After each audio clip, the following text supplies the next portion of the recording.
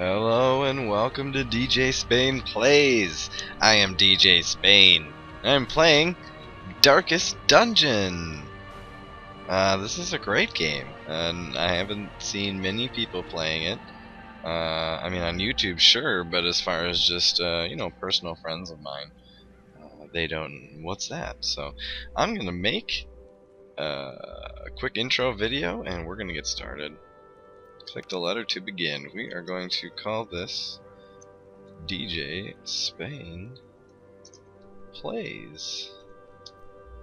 Alright. You can see in my normal game, just for personal play, I'm week 74. I've almost beat all the quests. Pretty close. I did lose a few members, which kind of blows. As far as my channel, for now I'm just going to skip cinematic stuff. As a gamer myself, I just like to watch that stuff on my own. I don't know. If you guys feel different, if we have a majority opinion either way, I'll just, I'll go with you guys. I'll go with the flow. Alright, so we're going to go ahead and continue on. And the first mission, it's going to drop you right off in the game here. There is a hub, which I'll briefly show at the end of this video, and then if I do further videos, I'll just kind of go through and we'll play through the game together if enough people are interested.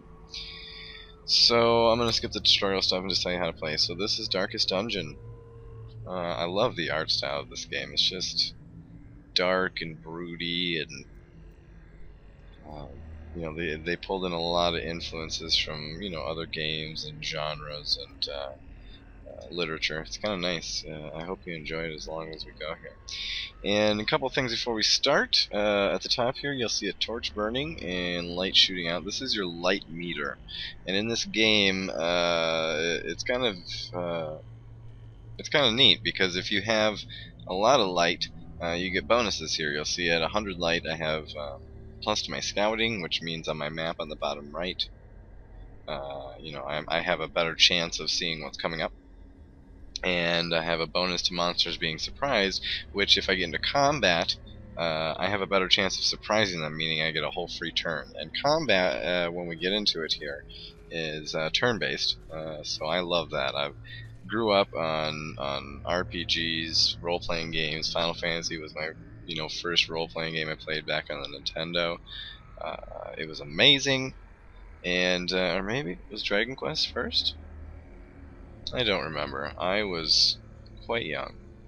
How young? Well, I'll leave it up to the internet to find that out. Okay, so we've got two classes here. We've got a Crusader, Reynald, and we've got a Highwayman, Dismas. And as a special prize here, I do have right now, just for friends and family, kind of a donation thing set up just to kind of help me go in here. I'm not going to release that info to the general public just yet. It's going to be a while before I do that, before I'm confident enough in my videos and I have some better equipment and whatnot. So I'm sure if you search the internet you could probably find it, but for now we'll just keep that on the DL. Okay, so as far as my first donators, I have Alec. He's going to be my Highwayman. And here's your stat screen for you stat junkies. You don't have to come in here too often, but just in case, a lot of people... This is one thing down here on the bottom right, the resistances. I wish you could see my mouse cursor. I'll have to fix that in upcoming videos here. Look into that at least. We've got the trap. Pay attention to that, because if you ever come across traps, you're going to want your character with the highest trap resistance, I believe, to try to disarm it. I'm not sure, but I believe that's the way it works. There's, this game is still not full release, which I forgot to mention. I got it on Steam, Darkest Dungeon. It's not full release yet. This is early, access and all that. So things can change heavily from now until when it releases. But I love it. I've had a great time with it. And we've got some quirks up here on the top left. This is another interesting aspect of the game, is you have these quirks. On the left side you have the smiley face, the bonuses, and on the right side you have the frowny face, the negatives. Isn't it like, you know, drama and comedy? So you can see, and these are random. These are random on every character. You get more as you progress through the game, and there are ways to get rid of negative ones. So you'll see as Hard Noggin, he's got plus 15 to stun resist, which means if someone tries to stun me, I'm going to have a higher resist to that stun. And then we have quick reflexes, so I have plus 2 speed. And you can see that reflected down here in my speed stat. It's yellow, or gold, I guess. And you'll see that I have plus 2 because of a quirk. Right up here. I also have known cheat. I'm not allowed to gamble while in town. That'll come up at later in the episode, but we have to relieve stress on our adventurers. And gambling is one of those ways to relieve stress. However, he is a known cheat, Alec. How dare you? He is a known cheat, and he is not allowed to gamble. I believe that is the case in real life. Could be. Who knows? I'm just kidding, buddy. Alright, now we have our other donator that I've had. We'll just shorten. Yeah, we'll keep Dar. And is this a male character? Probably, but you know, it's helmeted, heavily armored. Who knows? It's a two-dimensional creature, so we don't know. So we're gonna just. It's a female. This is a role-playing game. I can do what I want. So there's Dar, and Dar is a warrior of light. So Dar, light above 75. Again, something that involves the light meter. Dar gets plus 10% damage, which is fun because for the early levels, you want to keep the light up. Later on, if you're feeling risky, you can lower the light, and we'll talk about what that means, perhaps later on. She is also a kleptomaniac, and I don't know, I think when you start the game, I've always had the first Crusader have that, which is annoying. I try to get rid of it right away. Basically, you'll come up to a chest or, you know, whatever that's got loot in it, and there's a chance that Dar is just going to open it up for herself and keep the items inside, which is terrible. And she's also God-fearing, so again, a stress relief thing. In town, we'll only pray. Okay.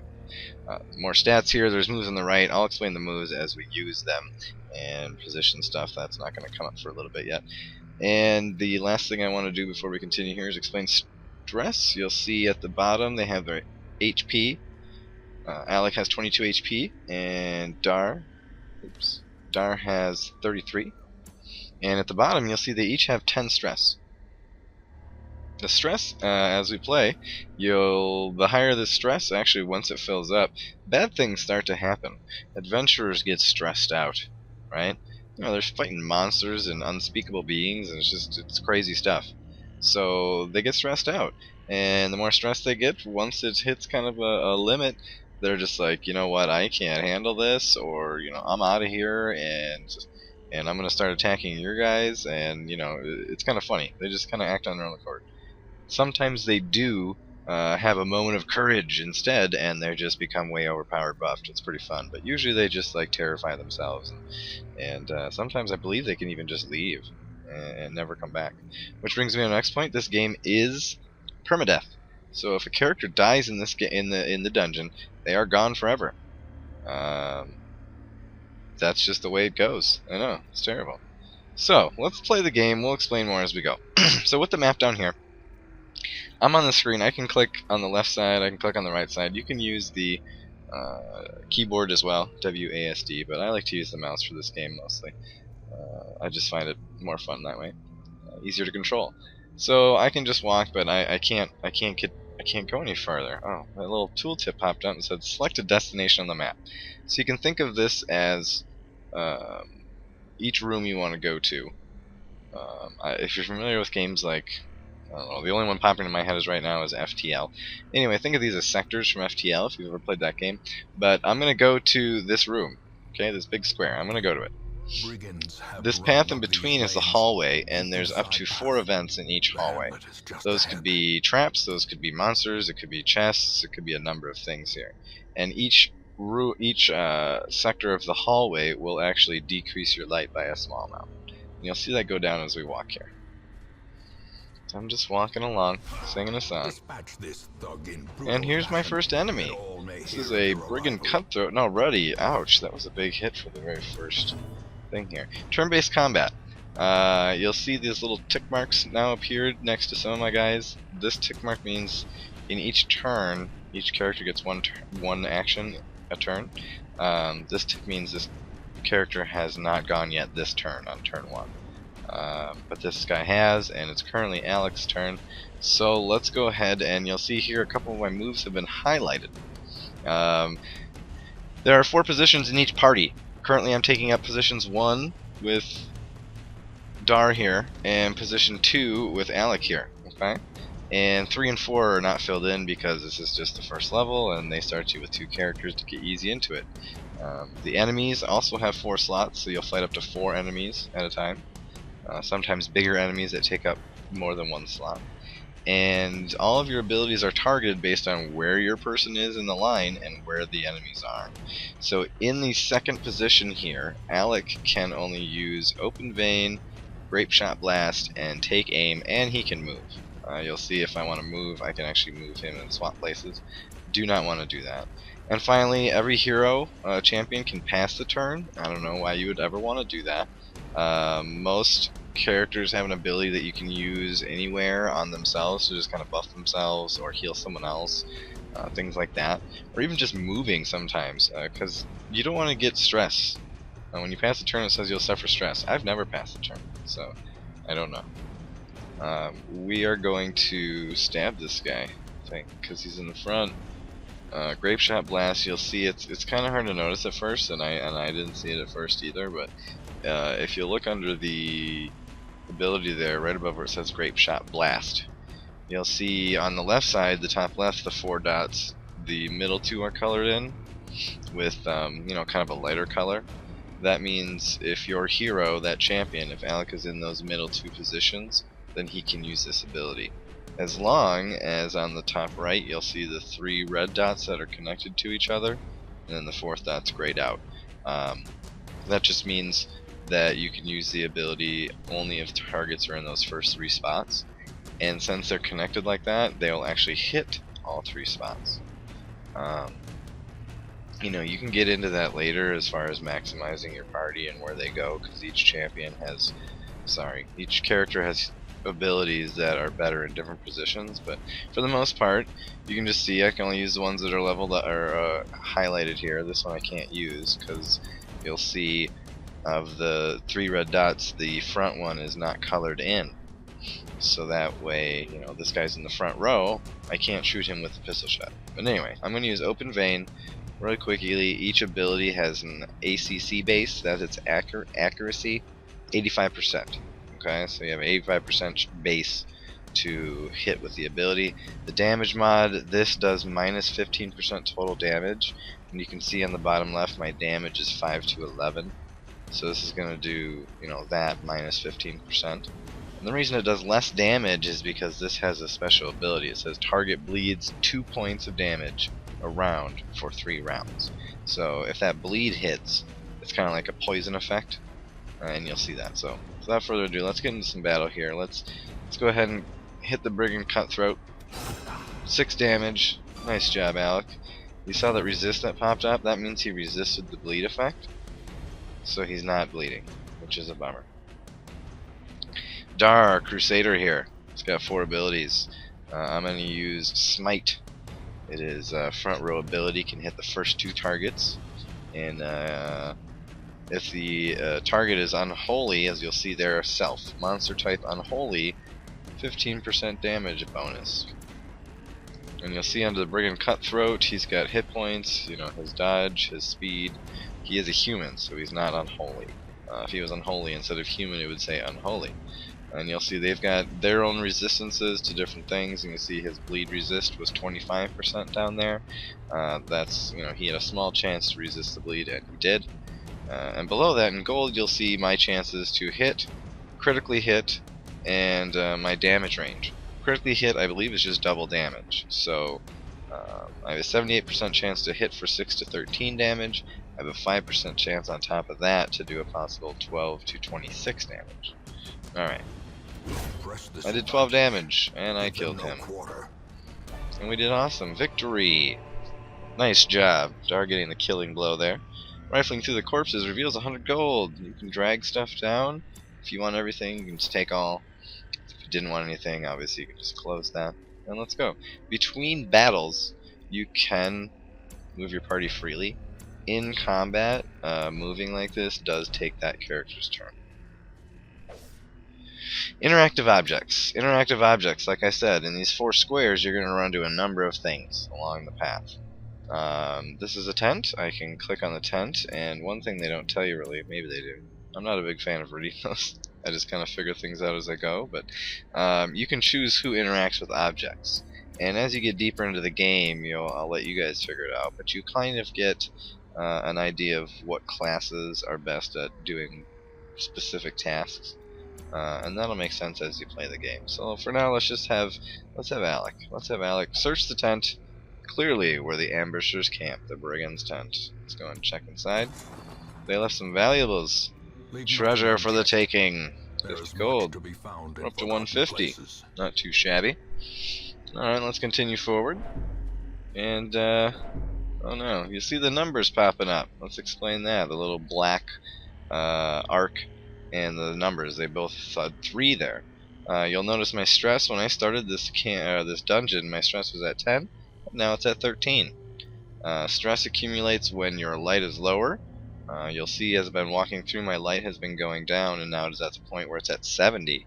And you'll see that I'm actually gaining stress at a higher rate. Well, it says minus stress, but it's red. That means it's a negative. So minus stress resist, I guess that would say. So you'll take stress damage more. And my scouting and monster surprise, instead of 2 pluses, is just now 1. As it gets lower, you'll see that affect more things. You'll notice I can't go any farther here. I've reached the end of the hallway. One thing you can do is just kind of click on the door up there. You can use, if you're using the keyboard, you can use W to enter into doors. The rightful owner has returned, and their kind is no longer welcome. So now I've got 2 targets. I've got a dude in the back, and I've got this big guy in the front, Brigand Bloodletter, and a Brigand Fusilier. You'll notice the Brigand Bloodletter has 35 HP. He's quite tanky. And the Fusilier has a lower HP, but he's in the back, so he's going to be harder to hit. And you'll notice here's my first enemy that takes up 2 squares. You'll see he's got a wider base than the other character here, and that means as far as those dots are considered on the abilities, you can hit him as long as the ability targets either the front or the second. So you'll notice now I couldn't shoot that little guy when he was in the front, but because now I'm facing a larger target, I can shoot him because he's in the first and second spot. So, I always recommend, as far as a little bit of early strategy tips, anyone in the back row is usually going to be your targets, because they're the ones that are going to be doing usually spread damage between all your characters, or simply abilities. Some characters have abilities that do high stress damage, and you don't want that stress high. You want to keep that stress low, because if things get out of hand, you are going to lose some characters. So without further ado, I'm going to do a pistol shot on the Fusilier. You can see 3 to 8 damage, 73%. He dodged. 73% he dodged. That's a bummer. You can see he's doing damage to both of my characters. I'm going to smite yet again. Actually, let's do Stunning Blow. Let's introduce stuns. Stunning Blow, I can use it in the first 2 spots. Big guy. Does 67% less damage because it has a 100% chance to stun. Stunning mean they will lose 1 turn.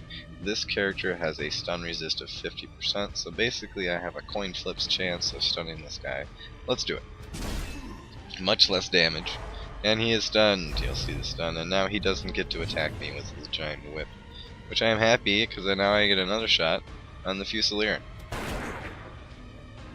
8. He's down to 4 hit points. That's good.